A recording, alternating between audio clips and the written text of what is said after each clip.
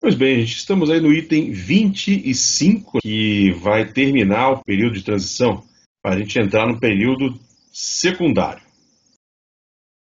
Ele vem falando da formação dos detritos, dos deslocamentos, dos elementos para formar a crosta terrestre, tudo isso, dando para nós o olhar científico que deve respaldar nossa compreensão da origem do mundo, ao invés do relato fabuloso e milagroso da tradição mitológica, né, que a Bíblia também fez parte, recolheu de outras narrativas mais antigas da Mesopotâmia. Portanto, a gente não vai ficar lendo sobre a Gênese, sobre a origem do mundo, sem o fundamento, sem a razão.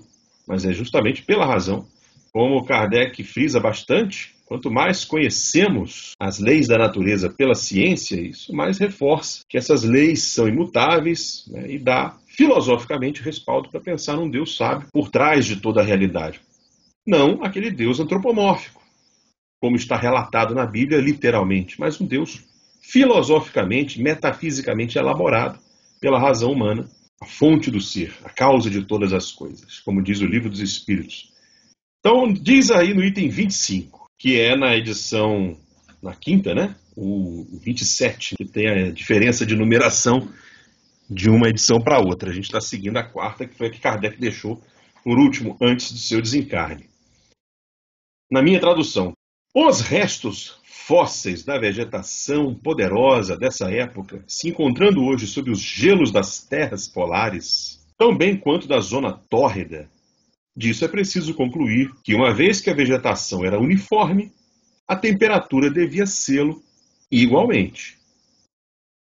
Os polos não eram, portanto, cobertos de gelos, como agora.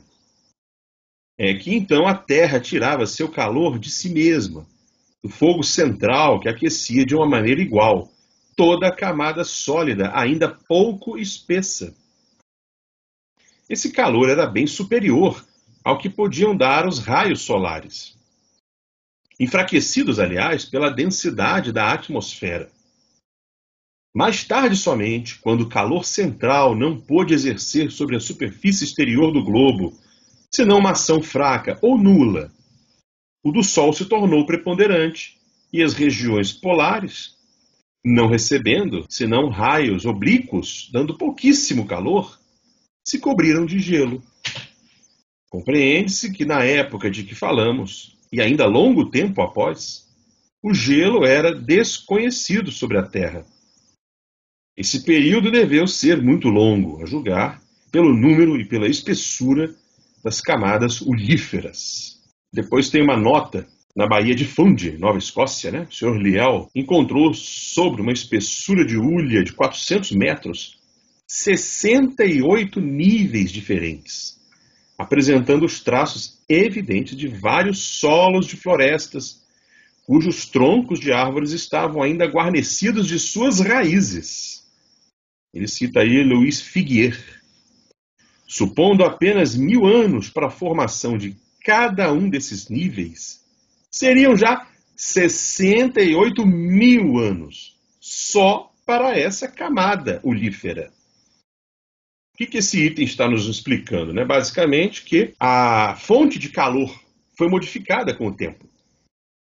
Antes, o próprio calor interno da Terra era a fonte principal. À medida em que foi se resfriando a crosta, a temperatura mais quente começou a ficar mais concentrada no centro, o calor do Sol é que passou a ser a fonte de calor principal, no caso, né? Porque em algumas partes da superfície, o calor central nem chegava mais.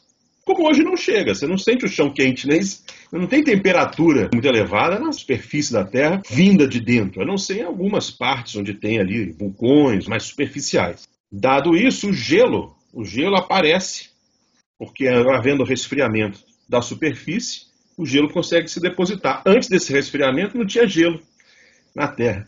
Então veja, ele está explicando com base na lei natural tudo o que aconteceu. Isso é uma mini aula para quem quer saber como é que se formou a Terra. E é bem superficial, né? Não é nada muito aprofundado. Isso aí geralmente se aprende hoje no ensino médio. É interessante observar quando ele diz desses 68.000 anos, Porque havia, entre os teólogos, começando ali em 1600 e pouco, um tal de bispo James Ussher, uma datação da idade da Terra a partir da Bíblia. Os teólogos faziam isso. Eles ficavam somando as datinhas da Bíblia para dar o tempo completo. E isso não chegava a mais de 6.000 anos. Qualquer criacionista raiz hoje diz a mesma coisa. Não sei se vocês já viram, mas tem uns criacionistas defensores da chamada Terra Jovem, que fala que a Terra tem esses 6.000 anos, ou 7.000 anos, quando muito. Porque os primeiros momentos foram 7 dias. Depois somam-se as datas dos patriarcas e aí você vai tendo a idade da Terra. Olha como é que a coisa era. Um negócio assim, e isso valia. Para os teólogos ainda tem gente que usa essa datação. Então o Kardec está dizendo aí, meu amigo, só uma camada já dá pelo menos 68.000 anos. Então isso já quebra totalmente essa contagem teológica, criacionista. São formas que o Kardec tem de mostrar com dados científicos, geológicos, estatísticos, numéricos, que não dá para sustentar nada daquilo que os teólogos, baseados apenas em textos bíblicos, queriam defender. Ou a gente põe a ciência na jogada, ou não vai aprender e vai continuar disseminando o erro. Pois bem, vamos entrar no próximo período então? Período secundário. Item 26, na edição 5ª, o 28. Com o período de transição, desaparece a vegetação colossal e os animais que caracterizavam essa época. Seja que as condições atmosféricas não fossem mais as mesmas, seja que uma sequência de cataclismos tenha aniquilado tudo que tinha vida sobre a Terra. Ele está dando aqui várias alternativas ou explicações possíveis para a mudança da fauna e da flora de uma fase para outra. É provável que as duas causas, tanto condições atmosféricas quanto cataclismos, então, que foi o que ele citou, essas duas causas, tenham contribuído para essa mudança. Pois, de uma parte, o estudo dos terrenos que marcam o fim desse período atesta grandes convulsões causadas pelas sublevações e pelas erupções que despejaram sobre o solo grandes quantidades de lavas. E, de outro lado, notáveis mudanças se operaram nos 3 reinos. Os reinos que ele falava eram os reinos da época, que era o reino mineral, vegetal e animal. Era basicamente isso. Então, isso que acontece? Você pega lá aquelas camadas geológicas dos períodos, e você vai vendo que tem um tipo de fauna num período, aí tem umas camadas com esses depósitos de lava que ele está falando, e acima você vai ter outro tipo de fauna aparecendo. O que isso dá a entender? Quanto mais profunda a camada, mais do passado ela é. Quanto mais de cima, mais recente ela é. Então isso quer dizer que no passado tinha uma fauna, no meio teve uma convulsão, lavas, cataclismos, que depositaram lá os seus restos, e depois surgiu outra fauna. Então você vai fazendo a história da Terra vendo as camadas. Isso que é interessante na geologia. Eu vou mostrar aqui a imagem, olha, da coluna geológica. Aqui você tem todas as camadas. Isso é um desenho moderno, evidentemente, atual, né? Com as datas atuais, com os períodos atuais, você vê que é muito mais, né? Lá, a gente já conseguiu colocar um monte de período, igual eu li antes, já outra semana aí, tem o Arqueano, o Proterozoico, o Cambriano, aí vem o grande período Paleozoico, aí tem o Triássico, o Jurássico, o Cretáceo, no Mesozoico, né? Depois vem o Cenozoico, mais recente, com Paleoceno, Eoceno, Oligoceno, Mioceno, Plioceno, Pleistoceno, Holoceno, aí estamos nós aqui em cima. Então você pode identificar, por exemplo, o período aí que o Kardec está falando. Ó. Aqui você teria um período primário, secundário, quando você tem um tipo de vegetação e de fauna, aí você vai tendo uma extinção gigantesca, quer dizer, que identifica-se aqui que houve uma mudança grave nas camadas de fauna. Aqui ele está colocando as datas aproximadas. E aqui vai aparecer outros animais maiores, diferentes, que a gente vai ver agora. O Kardec com certeza gostaria disso aí, ó. Esse tipo de esquematismo científico é o que ele está tentando fazer com as palavras. Aqui o que vai mudar são os nomes que eles davam dos períodos, porque da ciência da época dele para cá mudou. Terciário, transição, secundário, virou paleozoico, mesozoico e tal. Só muda essa classificação. Aí se você for colocando as colunas que vão descer, pegar lá a história de um terreno, você vai ver o que o Kardec falou. As camadas convulsionadas, carvões, bem aqui no meio assim do desenho. Apareceria isso. Tá? Em seguida, outros seres vivos, ou seja, trocou a fauna. O que é isso? Evolução. Evolução acontecendo. Kardec estava aí mostrando para nós a evolução. Vamos continuar então. Item 27 ou 29. O período secundário é caracterizado sob o aspecto mineral por camadas numerosas e poderosas que atestam uma formação lenta no seio das águas e marcam diferentes épocas bem caracterizadas. A vegetação é menos rápida e menos colossal que no período precedente, quer dizer que lá atrás eram plantas enormes, né? Depois já vai ficando menor. Sem dúvida, em consequência da diminuição do calor e da umidade. Olha aí, Kardec dá até a causa, que era conhecida na época, era essa aí, né? Da diminuição do calor e umidade da terra. Diminuiu o tamanho das plantas. E das modificações sobrevindas aos elementos constitutivos da atmosfera. Então a atmosfera mudou de composição. As plantas herbáceas e polposas se juntam às de caules lenhosos.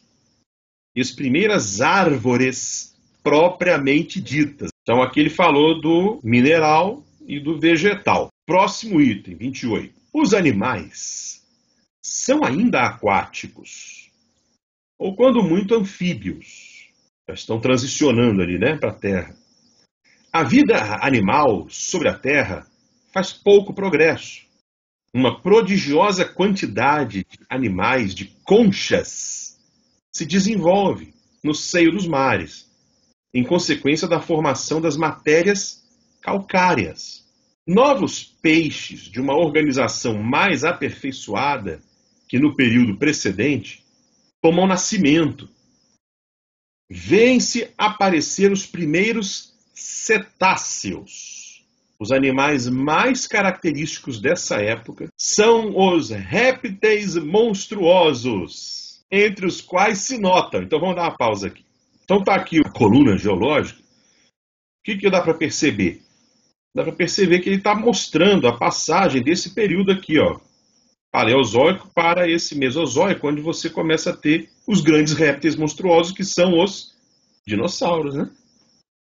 Essa transição desse período anterior aqui para esse aqui, com dinossauros.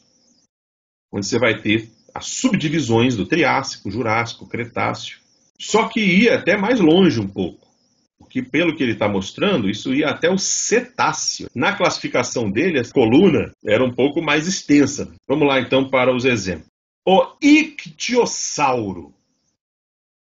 Como é que pode o Kardec saber disso? Como é que os cientistas chegaram a isso? Vamos colocar? Esse bicho aí foi descoberto nessa camada chamada período secundário, na época dele. Hoje, na coluna que a gente está estudando, seria o Mesozoico. Então, esse ictiosauro, aí você vê o esqueleto, pode colocar aqui para ver o fóssil, é assim que fica gravado na pedra. Isso a partir dos estudos biológicos, como seria a carne, a musculatura especulada em cima do esqueleto. Ele seria um bicho mais ou menos assim. Aí a gente vai vendo e vai lendo aí, ó. Diz o Kardec, ictiosauro, espécie de peixe-lagarto que atingia até 10 metros de comprimento e cujas mandíbulas prodigiosamente alongadas eram armadas de 180 dentes. Sua forma geral recorda um pouco a do crocodilo, mas sem couraça escamosa. Seus olhos tinham o volume da cabeça de um homem. Ele tinha nadadeiras, como a baleia, e lançava água por espiráculos, como esta. Então Kardec está tentando passar essa imagem. Ele já tinha esses fósseis naquele período. Já conhecia. Outro detalhe, né? Répteis monstruosos é quase a tradução da palavra dinossauro, que dinossauros, do grego, significa lagarto terrível. Vamos ver o próximo. Ele chama aí de plesiosauro. Então, antes de ler, já vou colocar ele aqui. Quem é? Tem esse esqueletão aqui. Também tem o fóssil dele. Olha lá, você encontra ele na pedra assim. Para ver a reconstrução moderna. Seria isso aí, ó. Aí na descrição do Kardec, então. O plesiosauro, outro réptil marinho, tão grande quanto o ictiosauro, cujo pescoço excessivamente longo se redobrava como o do cisne e lhe dava a aparência de uma enorme serpente presa a um corpo de tartaruga. Tinha a cabeça do lagarto e os dentes do crocodilo. Sua pele devia ser lisa como a do precedente, pois não se encontrou nenhum traço de escamas, nem de carapaça. Aí tem o detalhe aí que o Kardec põe a notinha que o primeiro fóssil desse animal foi descoberto em 1823. Vez por outra aparecia um ossão gigante, né, na frente de alguém. E eles não sabiam como identificar. Aqui eu tenho um livro, um autor chamado J. Blaschke, O Enigma do Desaparecimento dos Dinossauros. E ele fala aqui no começo o seguinte: precursores da paleontologia. Para procurar os precursores da paleontologia, mais uma vez precisaríamos remontar ao multifacetado Leonardo da Vinci, olha só, em cujos escritos encontramos interessantes aspectos relacionados com processos sedimentares de fossilização. Além do surpreendente e genial Leonardo da Vinci, seria preciso citar Ovídio, Estrabão e Heródoto, gregos antigos. Só que o intuito aqui da obra não é, né, falar de todos os precursores e tal, mas o verdadeiro fundador da paleontologia, como diz aqui, é Georges Cuvier. Cuvier, que também é citado por Kardec várias vezes. De fato, os antigos achavam, vez por outra, uns ossos grandes, enormes, e aí, não sabendo de que era, achavam que eram gigantes. Às vezes era um osso de um dinossauro desse aí, falavam, era um homem gigante. Aí criavam-se lendas de gigantes na antiguidade, ou de monstros, dragões, ou coisas do tipo. Porque eles não tinham uma ciência para catalogar esses animais, não encontravam eles vivos mais. Então devia ser muito curioso. Kardec vai falar que, inclusive, alguns que tentam justificar a descoberta dos gigantes bíblicos estavam se confundindo, porque estavam pegando ossos de mamute como se fossem de homens. Tá? Então, isso a gente vai ver daqui a um tempo. Kardec vai falar disso. Então, sempre achou-se esses ossos, mas não sabia o que se fazia com eles. Até que a ciência vem e classifica. Muito bem. Vamos ver o próximo. Teleossauro. A gente bota aqui o esqueleto. É um bicho assim, com a boca afilada, gravado na pedra. Olha como ele é. E ele seria, então, né, reconstruído mais ou menos como isso aqui, olha lá. Quase um jacaré primitivo mesmo. Vamos ler, então, Kardec dizendo sobre ele. O teleossauro se aproxima mais dos crocodilos atuais, que parecem ser dele os diminutivos. Como estes últimos, tinham uma couraça escamosa e vivia uma vez na água e sobre a terra. Seu tamanho era de cerca de 10 metros, dos quais 3 ou 4 só para a cabeça. Sua enorme boca tinha 2 metros de abertura. Bicho enorme, então. É difícil, né, para o criacionista explicar essas coisas, porque isso aí não aparece na Bíblia. O próximo aí é o megalossauro. Vamos botar ele na tela. O gigante terrestre. Olha só o esqueleto dele. Montadinho lá no museu, ó. Beleza. E ele seria algo assim, né? Isso aqui são representações feitas a partir da ossada. Reconstruções. No Kardec está dito assim: o megalossauro, grande lagarto, sorte de crocodilo de 14 a 15 metros de comprimento, essencialmente carnívoro, se nutrindo de répteis, pequenos crocodilos e tartarugas. Mas como é que ele sabe o que ele come? É porque você encontra, às vezes, o esqueleto, a ossada da tartaruga no estômago do grandão. Sua formidável mandíbula era armada de dentes em forma de lâmina de serpente de duplo corte, recurvados para trás, de tal sorte que, uma vez entrados na presa, era impossível a esta se soltar. Serpente é isso aqui, ó. É essa lâmina aqui de jardinagem, instrumento de jardineiro, de lâmina e cabo recurvados para podar. Então Kardec está usando esse instrumento para comparar com o dente do bicho. Próximo é o iguanodonte. Vamos ver o bicho. Aí monta no museu, bota na posição que quiser. Esse bichinho aí. Como é que ele seria quando vivo? Esse bicho aí. Bicho que bota muito desenho animado, né? De dinossauro. Então diz aí o Kardec sobre ele. O maior dos lagartos que tenham aparecido sobre a Terra tinha de 20 a 25 metros da cabeça à extremidade da cauda. Seu focinho era encimado por um chifre ósseo, semelhante ao da iguana dos nossos dias, da qual ele não parece diferir, senão pelo tamanho. Esta última tendo apenas 1 metro de comprimento. A forma dos dentes prova que era herbívoro, e a dos pés, que era um animal terrestre. Olha aqui, né? Como é que você identifica? Olhando para o dente, você sabe, ele comia carne ou não. Já viram o dente do cavalo, né? Do boi? Ele é como um dente assim, incisivos do homem, retos na sua base, para morder a vegetação. Enquanto o animal carnívoro tem o dente pontiagudo para dilacerar a carne. Então, pelo tipo de dente, você sabe o que ele pode ter comido. E a pata também, você identifica que ele estava carregando seu próprio peso e não nadando. Daí classificarem desse jeito aí. Olha lá, ele perto do homem, ó. Grande, tá vendo? E o último, o pterodáctilo.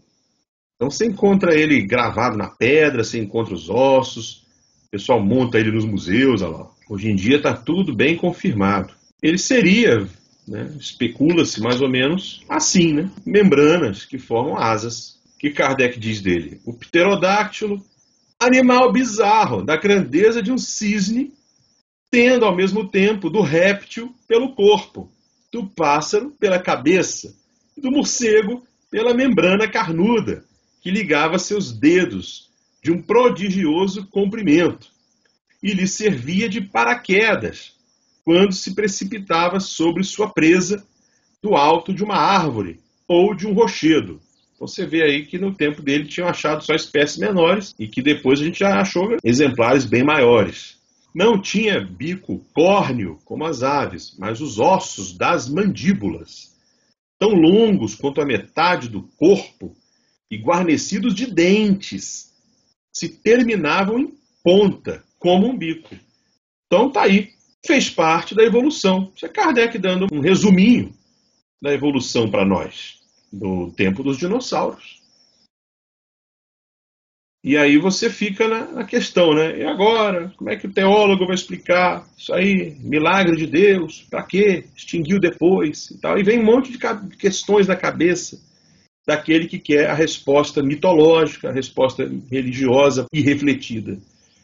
Então o Kardec ele vai tratar de mostrar como foi. Está tudo embaixo da terra, não dá para você tapar o sol com a peneira, você vai escavar, você vai achar. Então, uma explicação correta da origem, da gênese da Terra, tem que conter isso aí, tem que incluir essas boas explicações. Pois bem, é isso que ele vai tentar fazer agora, nos últimos itens desse capítulo. Falar um pouco como é que foi que esses bichos viveram, o que aconteceu e por quê, né? Item 29, que aí da quinta edição, é o 31. Durante esse período, que deveu ser muito longo, assim como atestam o número e o poder das camadas geológicas, a vida animal tomou um imenso desenvolvimento no seio das águas, como se dera com a vegetação no período precedente. O ar, mais depurado e mais próprio para a respiração, começa a permitir a alguns animais viver sobre a terra. Então já não vai ser só como anfíbio, que vai na terra, mas também volta para a água. Não, ele fica só na terra. O mar foi várias vezes deslocado, mas parece sem sacudidas violentas. Com esse período, desaparecem, por sua vez, essas raças de gigantescos animais aquáticos, substituídos mais tarde por espécies análogas menos desproporcionais de formas e de tamanho infinitamente menor. Então, aos poucos, isso foi modificando. Na nossa coluna aqui, os dinossauros estão por aqui, no Mesozoico. Olha lá.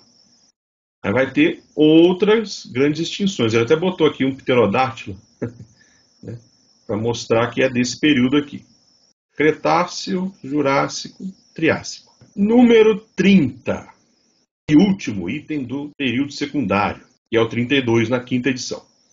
O orgulho fez dizer ao homem que todos os animais eram criados à sua intenção e para as suas necessidades. Teve um tempo em que o ser humano achava que toda a criação era em sua função, né? Tudo foi feito para o homem é o ser principal, o homem é o ser a qual tudo deve servir. E aí o Kardec está dizendo que isso é derivado do quê? Do orgulho. Foi o orgulho humano que fez isso. Isso aqui dá uma certa filosofia, né? Porque ele não está sendo especista. Ele está dizendo que todas as espécies têm função na natureza. E que uma não tem que servir para todos os propósitos da outra. Todas têm uma cadeia, né? Para equilíbrio ambiental. Então o orgulho é que faz o homem achar que pode se aproveitar, usar como quiser todos os outros seres. Mas qual é, continuando aí, qual é o número daqueles que lhe servem diretamente, que ele pode sujeitar, comparado ao número incalculável daqueles com os quais ele jamais teve e não terá jamais nenhuma relação? Então o Kardec faz aqui essa reflexão da relação do homem com o animal. São poucos os animais que servem diretamente o homem que ele pode sujeitar, comparado àqueles que ele não pode sujeitar. Então tem um animal que é selvagem, que vive lá no canto dele e que faz parte proteger, né? Claro que o homem, à medida que vai ganhando poder de fogo, acha que pode usar, destruir, arrebentar. Então aparecem os caçadores que vão destruir os rinocerontes para pegar marfim, os elefantes. Os mais poderosos animais perdem com o poder do armamento humano hoje em dia, né? Mas o problema aqui é de filosofia. Ele está falando que tem animais em grande número que não dá para ele domesticar. O que dá a entender que tem uma importância isso. É para tudo servir para o interesse humano.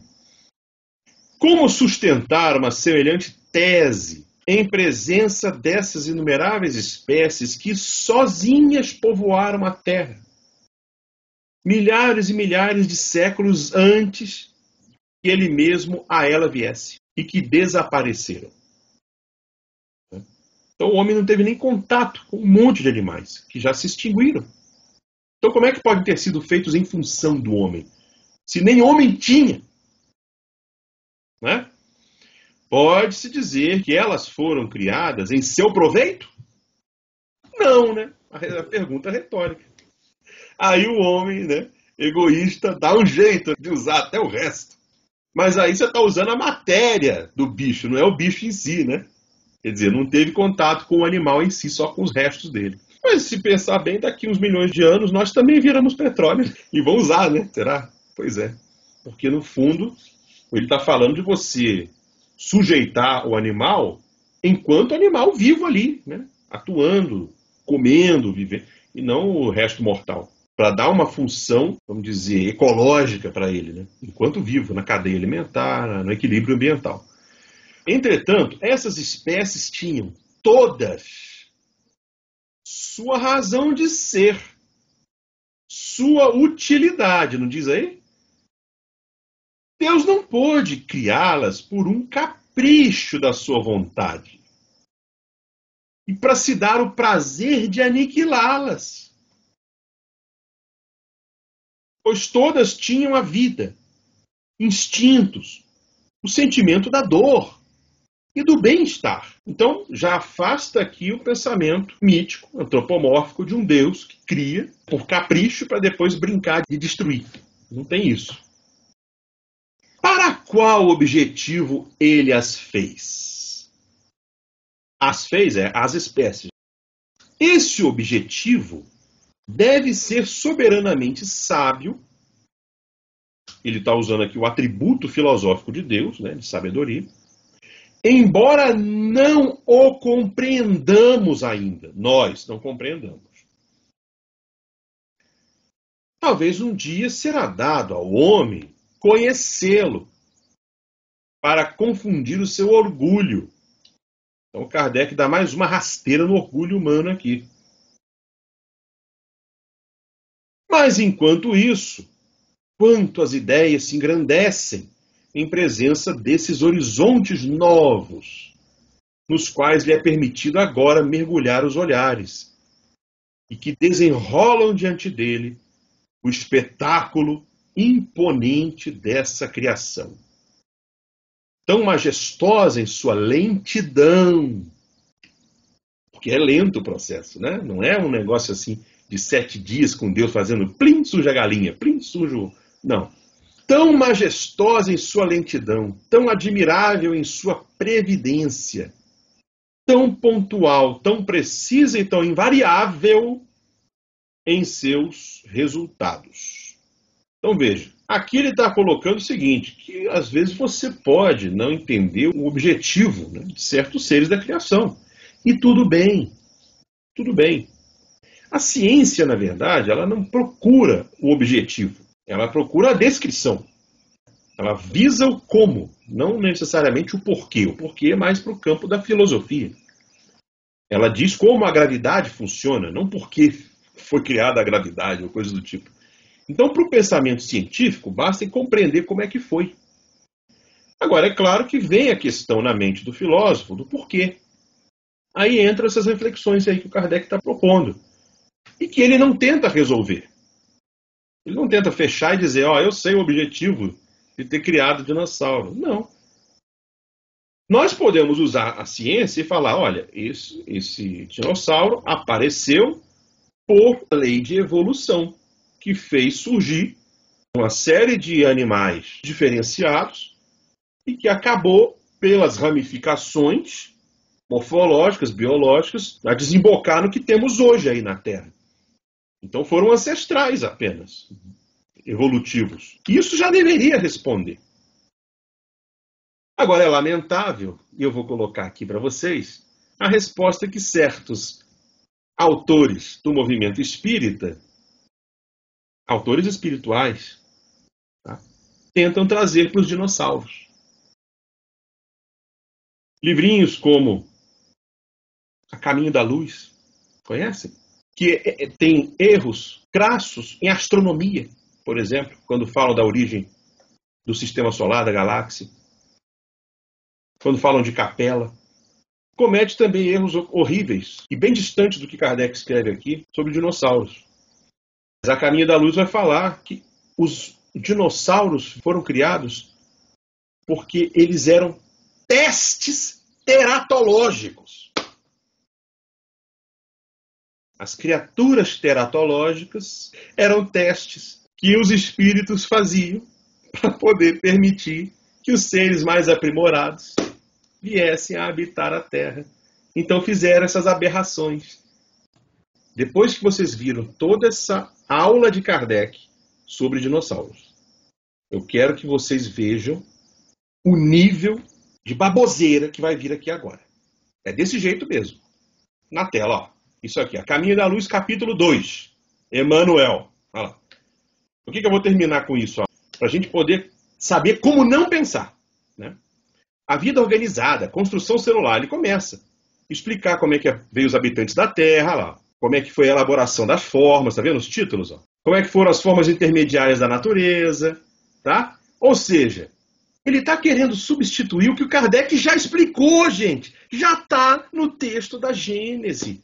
Aí o cidadão vem, espiritual, com invencionices do seguinte naipe. Preste atenção. Olha o que a gente leu hoje. Dinossauros. Olha o título de quando ele vai tratar dos dinossauros. Os ensaios assombrosos. Ai, que medo, né? Nessa altura, os artistas da criação, ele vai botar um monte de espírito trabalhando, tá? Ao invés de deixar as leis naturais fazerem a evolução, não! São espíritos construindo os animais. É essa mentalidade que ele coloca. Vocês vão ver quem são esses ainda. Artistas da criação inauguram novos períodos evolutivos no plano das formas. Então, os espíritos é que abrem novos períodos. Vocês estão vendo só? o nível de mitologia.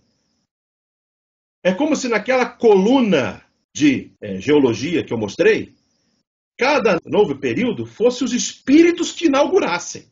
Olha o que ele está falando aí. A natureza torna-se uma grande oficina de quê? Ensaios monstruosos. Então Deus deixa os espíritos fazendo ensaios, criando monstros. Que tal? Isso é a caminho da luz. Tem algo sugerido assim no que nós lemos em Kardec? Estão olhando. Após os répteis, surgem os animais, olha como ele fala, horrendos das eras primitivas. Para que esses adjetivos? Assombroso, horrendo. Problema dele se tem medo. É para chocar, né? Você vê que não é um linguajar sério. Não é um linguajar científico. Isso aqui é pseudo-sábio descarado. Aí continua o texto. Os trabalhadores do Cristo são esses. Espíritos trabalhadores do Cristo que estão moldando os monstros, tá bom? Olha só. Os trabalhadores do Cristo, como os alquimistas, que estudam a combinação das substâncias, na retorta de acuradas observações, analisavam igualmente a combinação prodigiosa dos complexos celulares, cuja formação eles próprios haviam delineado. Eles, espíritos, delinearam os complexos celulares. Não tem lei natural aqui. É espírito moldando. Olha a mentalidade. Eu quero que vocês observem bem a baboseira. Perto de Kardec, isso aqui não fica em pé. Cuja formação eles próprios haviam delineado, executando com as suas experiências. Eles estão experimentando, os espíritos estão experimentando e fazendo o quê? Uma justa aferição de valores, prevendo todas as possibilidades e necessidades do porvir. Então eles estão trabalhando para a evolução ocorrer no caminho certo, gente. Cadê a lei natural aqui? Sumiu. Antropomorfizou tudo. Virou linha de montagem de espírito. Péssimo. E o último parágrafo.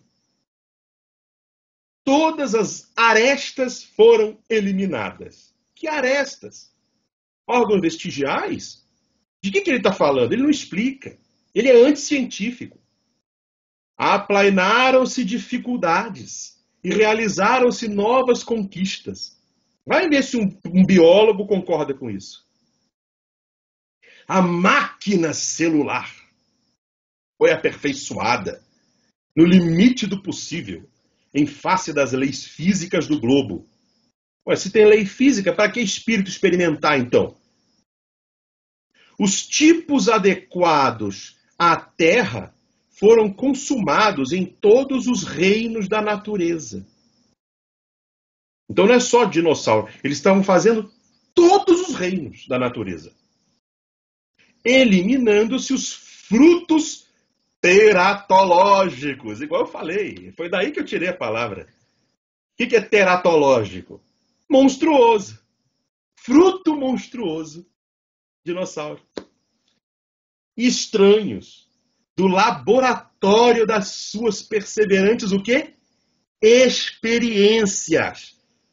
Os espíritos estavam experimentando, fazendo testes monstruosos. Olha o nível. E o pior, né? Agora vem a conclusão mais chocante. A prova da intervenção das forças espirituais. O cara vai achar que tem prova de que os espíritos trabalhadores do Cristo intervieram para fazer a evolução. Ele diz que tem prova. Qual? A prova é, nesse vasto campo de operações, é que, enquanto o escorpião, gêmeo dos crustáceos marinhos, o quê?